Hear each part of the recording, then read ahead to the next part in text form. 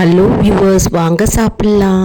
இன்றைக்கி நம்ம என்ன சமையல்னு பார்க்கலாமா? அதாவது இன்றைக்கி புடலங்காய் பொரியலும் புடலங்காய் மோர் கூட்டு செய்ய போகிறோங்க. ரொம்ப ஈஸியான மெத்தடு, எல்லோரும் செய்யலாம். அதாவது பேச்சுலர்ஸ்க்கு ரொம்ப யூஸ்ஃபுல்லாக இருக்கும், மற்றும் புதுசாக சமைக்கிறவங்க அவங்களுக்கு ரொம்ப யூஸ்ஃபுல்லாக இருக்கும், கப்புள்ஸ்க்கு யூஸ்ஃபுல்லாக இருக்கும். நம்ம சேனலை சப்ஸ்கிரைப் பண்ணிவிட்டு பாருங்கள். அதாவது புடலங்காயை நல்லா வாஷ் பண்ணி வச்சுக்கோங்க. கடுகு, உளுத்தம்பருப்பு, மிளகா வற்றல் போட்டுட்டு நம்ம புடலங்காயை நம்ம போட்டுட்டு தேங்காய் போட்டு கடைசியில் வதக்கி எடுத்தால் புடலங்காய் பொரியல் ரெடிங்க.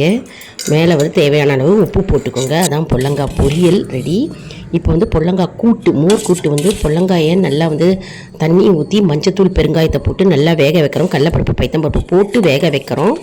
அரைச்சிக்கிறதுக்கு தேங்காய் ஒரு ஸ்பூன், கடலைப்பருப்பு ஒரு ஸ்பூன், தனியா ஒரு ஸ்பூன், சீரகம் ஒரு ஸ்பூன், பச்சை மிளகா 4 வச்சுக்கலாம், இல்லை 2 வச்சுக்கலாம் தேவைக்கேற்ப. இஞ்சி ஒரு துண்டு போட்டு, பொட்டுக்கடலை துவரம்பருப்பு ஒரு ஸ்பூன் போட்டு நல்லா அரைச்சிக்கணுங்க. அரைச்சி அதில் கொட்டின்ட்டு நல்லா கொதிக்க விடணும்.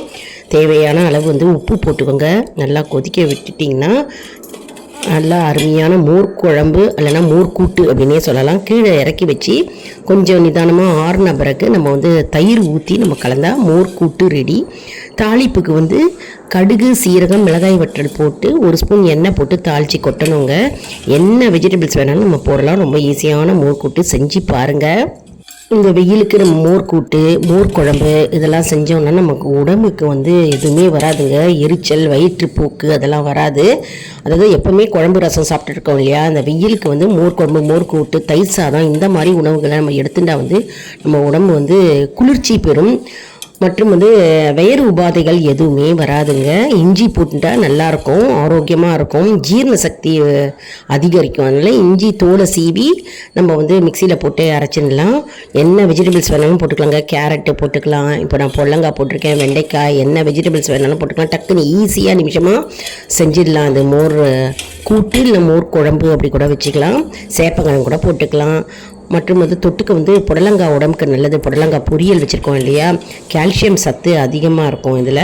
நம்ம உடம்புக்கு ரொம்ப நல்லதுங்க. அதனால் இது வாரத்துக்கு 2 முறை நம்ம சேர்த்துக்கலாம். அதாவது வெய்ய காலம் இல்லையா, நம்ம சேர்த்துக்கலாம். இந்த இன்க்ரீடியன்ஸ்லாம் நான் எடுத்து அளவு வச்சு ஃபோட்டோ எடுக்க முடியலங்க, வீடியோ எடுக்க முடியல. அதனால் நான் இதை வச்சு அப்படியே எக்ஸ்பிளைன் பண்ணுறேன்.